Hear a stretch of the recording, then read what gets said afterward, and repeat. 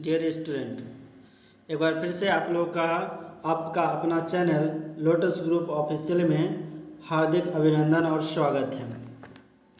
आज class 12th के geography के महत्वपूर्ण ऑब्जेक्टिव लेकर के आया हूँ। ये बहुत ही इम्पोर्टेंट होने वाला है बोर्ड एग्जाम की दृष्टि से, इसीलिए ध्यानपूर्वक देखना है और ऑप्शन देख करके आंसर देने का प्रयास करना है। उसके बाद खुद मैं आपको इसका जवाब बताऊंगा। चलिए स्टार्ट करते हैं। पहला क्वेश्चन है, कौन सामाजिक भूगोल का उपक्षेत्र नहीं है? कौन सामाजिक भूगोल का उपक्षेत्र नहीं है?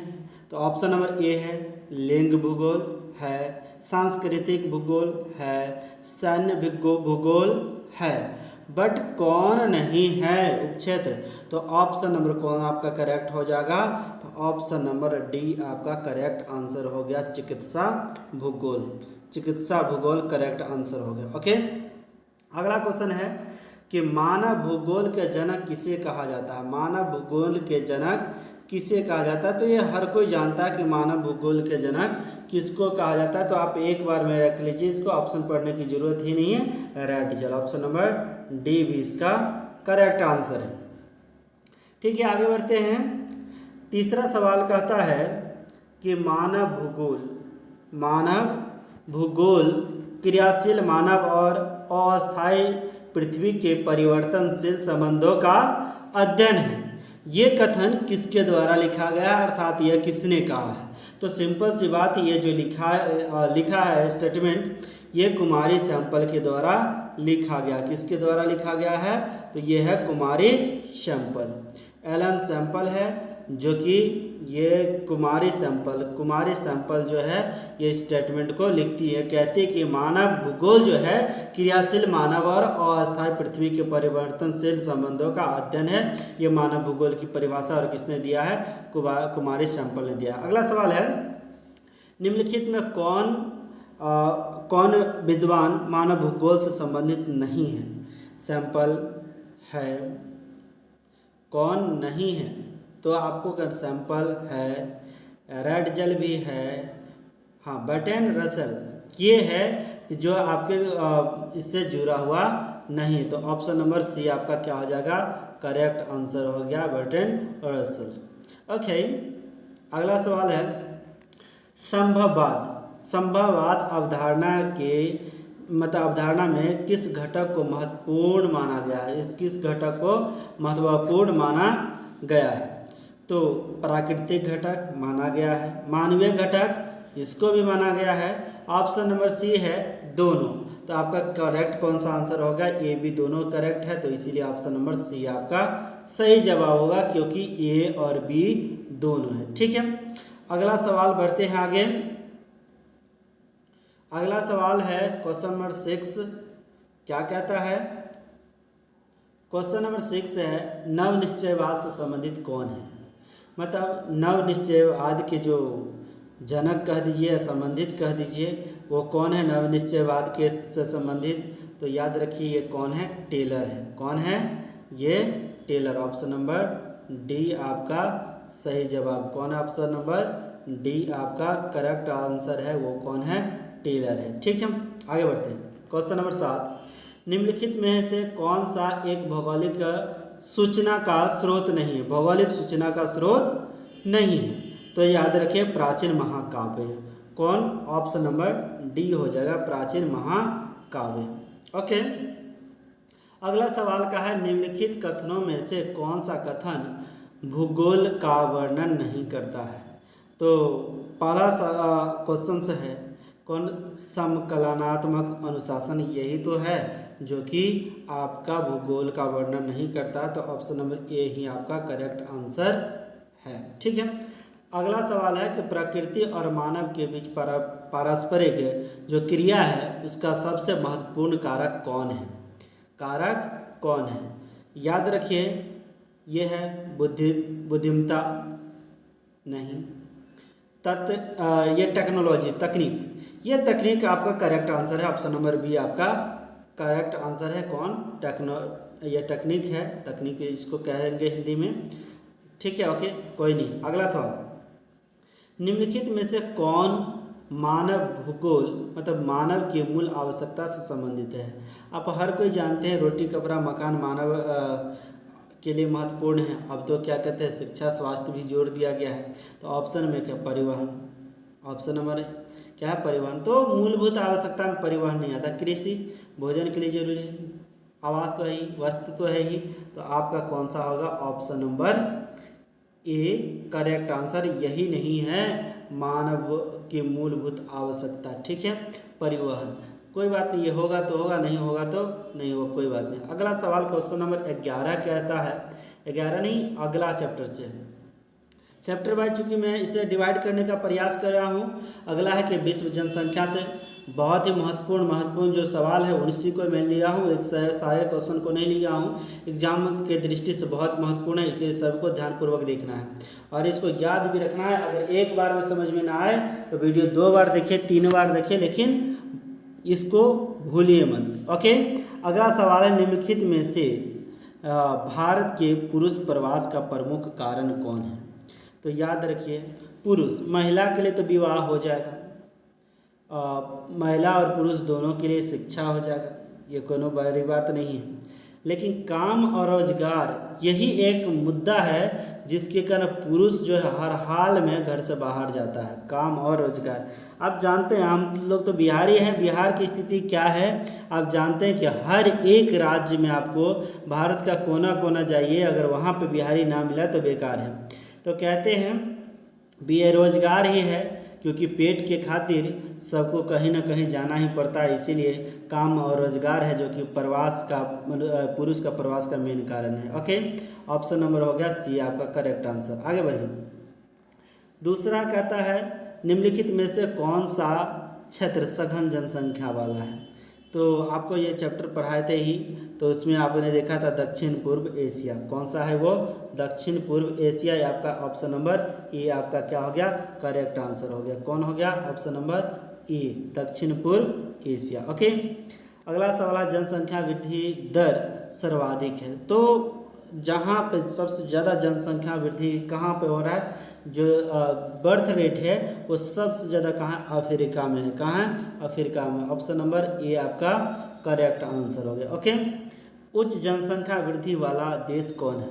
उच्च जनसंख्या वृद्धि जहाँ पे सबसे ज़्यादा जनसंख्या वृद्धि होता है वो क्या यमन है। ऑप्शन नंबर इसका भी कौन सा करेक्ट आंसर हो गया ऑप्शन नंबर ए, ठीक है।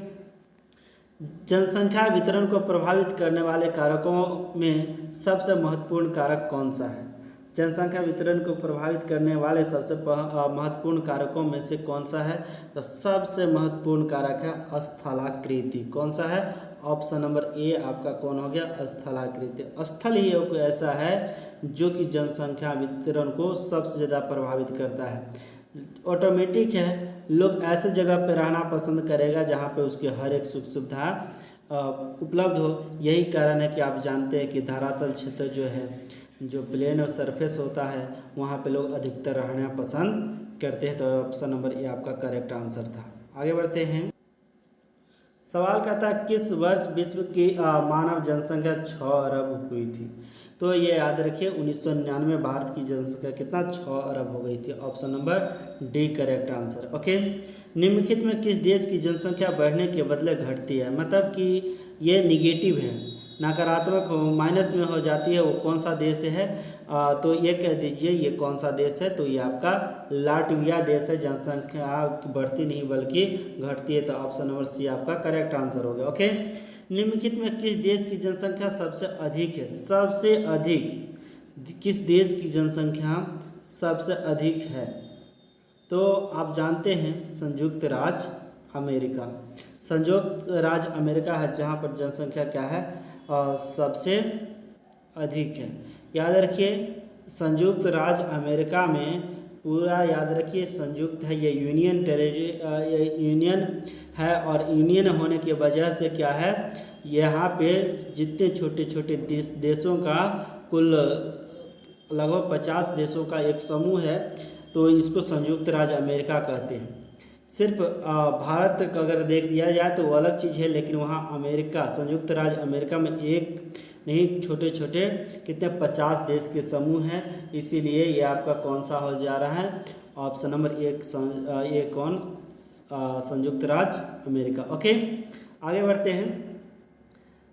अगला सवाल है, जननांगिकी संक्रमण सिद्धांत किसने दिया था? जननांगिकी संक्रमण सिद्धांत किसने दिया था? तो नोएस्टिन ने दिया था। कौन दिया था? नोएस्टिन मतलब option number C correct answer हो गया। ओके, अगला सवाल कहता है, निम्नलिखित में से कौन एक सघन परिवर्तन का कारक नहीं है? सघन परिवर्तन का कारक नहीं है, तो सघन परिवर्तन का कारण कौन नहीं है? ऑप्शन नंबर कौन सा? बी आपका करेक्ट आंसर है, आवास। कौन सा है करेक्ट आंसर? करेक्ट आंसर हो गया बी, आवास। ओके, आगे बढ़ते हैं। प्रतिकर्ष और अपकर्ष कारक उत्तरदायी है, तो आप एक सवाल भी देखे होंगे 2 नंबरिया में, प्रवास के लिए प्रतिकर्ष और अपकर्ष कारकों का वर्णन करें। आपने उसको तो देखा ही था, लिखाया भी ही था आपको। खैर ये कौन सा है? आप सही करेक्ट आंसर बता पाएंगे, ऑप्शन नंबर बी है। कौन है? आवास। कौन सा है? आवास। ओके, अगला सवाल कहता है, प्रतिकर्ष और अपकर्ष कारक उत्तरदायी है। प्रतिकर्ष कारक और अपकर्ष कारक उत्तरदायी है, तो सिंपल सी बात है, सॉरी ये प्रवास के लिए है। निम्नलिखित में कौन परिवर्तन का कारक है? जनसंख्या परिवर्तन का कारक नहीं है, तो आवास। ओके, कोई नहीं, सॉरी यहाँ पे देखिए सवाल थोड़ी सी मिस्टेक हो गई थी। निम्नलिखित में कौन सा जनसंख्या परिवर्तन का कारक नहीं है? थोड़ा सा क्वेश्चन इधर उधर हो गया था। तो परिवर्तन याद रखिए, आपका प्रवास के कारण कहीं जनसंख्या घटेगा बढ़ेगा, इसमें अंतर तो आ जाता है। जन्म ज़्यादा होगा तो जनसंख्या बढ़ेगा, अगर जन्म कम होगा तो जनसंख्या घटेगा, ऑटोमेटिक है।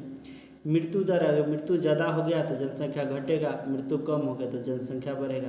लेकिन वो आवास ही एक कारण है जो कि जनसंख्या परिवर्तन का कारक नहीं है। ऑप्शन नंबर बी करेक्ट है। ठीक है, कोई नहीं। और यही सवाल इसमें भी है, प्रतिकर्ष और अपकर्ष कारक इसके लिए उत्तरदायी है, तो प्रवास के लिए, ये तो आपने अभी तुरंत ही देखा था। ठीक है, कोई नहीं। अगला सवाल देखेंगे, निम्नलिखित में कौन एक जन स्थानांतरण का अपकर्ष कारक नहीं है? अपकर्ष कारक नहीं है, अपकर्ष कारक है नहीं है, अपकर्ष कारक नहीं है, तो ये कौन सा है?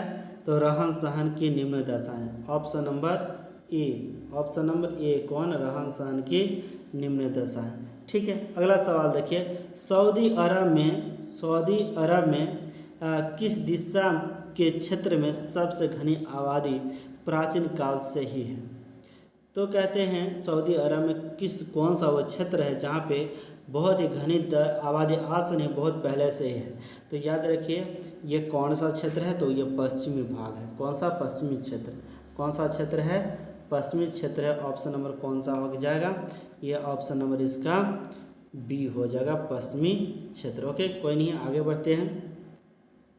क्वेश्चन नंबर 14 करता है 14वां सवाल, निम्नलिखित में किस वर्ष के आसपास विकसित और विकासशील देशों में नगरीय जनसंख्या लगभग एक समान थी, मतलब बराबर थी? याद रखिए ऑप्शन नंबर बी आपका सही जवाब है, 1970। Option number B correct answer. अगला सवाल का है कि निम्नलिखित में से कौन सा एक तथ्य नहीं है? कौन सा एक तथ्य नहीं है?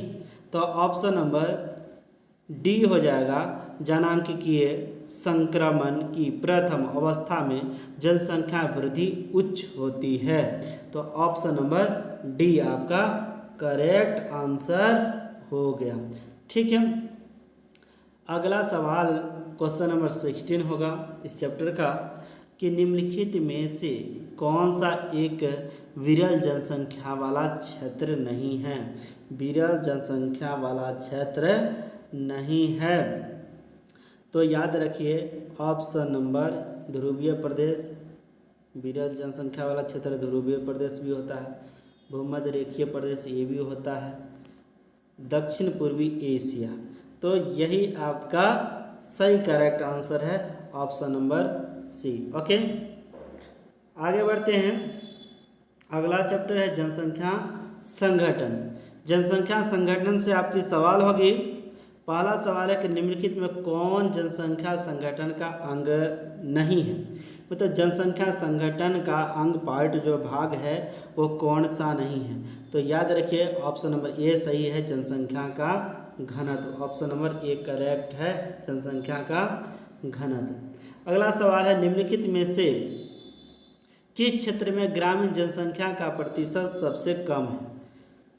ग्रामीण जनसंख्या का प्रतिशत सबसे, उत्तरी अमेरिका में ग्रामीण जनसंख्या बहुत ही कम पाए जाते हैं। तो उत्तरी अमेरिका आपका सही करेक्ट आंसर हो गया। ऑप्शन नंबर कौन, ऑप्शन नंबर बी आपका करेक्ट आंसर हो गया। कौन, उत्तरी अमेरिका। ओके, अगला सवाल का है निम्नलिखित में किस क्षेत्र में 15 वर्ष से अधिक आयु के साक्षरों का प्रतिशत सबसे अधिक है।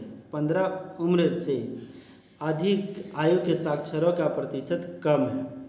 तो इसका सही करेक्ट आंसर हो जाएगा। क्वेश्चन नंबर 3 है कि पूर्वी यूरोप और स्वतंत्र देशों के राष्ट्र कुल। ऑप्शन नंबर कौन होगा, ऑप्शन नंबर बी आपका करेक्ट आंसर है। ओके, चौथा सवाल का था इस चैप्टर का निम्नलिखित में से किसे प्राथमिक आर्थिक व्यवसाय में सम्मिलित नहीं किया जाता है। निम्नलिखित में किस प्राथमिक आर्थिक व्यवसाय में सम्मिलित नहीं किया जाता है। तो आप सिंपल सी बात है, प्राथमिक आर्थिक व्यवसाय में तो ऑटोमेटिक है। आप प्राथमिक द्वितीयक क्या है आपको तो भली भांति पढ़ा दिए थे, जो कि आपको प्राकृतिक चीज़ों पर अगर आप वर्क करते हैं वो किससे जुड़ा, प्राकृतिक चीज़ों से जुड़ा हुआ काम करते हैं तो आपको क्या होगा, तो प्राथमिक हो जाएगा। लेकिन प्राथमिक चीज़ों से उत्पादित वस्तुओं पर अगर वे निर्माण करते हैं तो द्वितीयक क्षेत्र का ला जाएगा।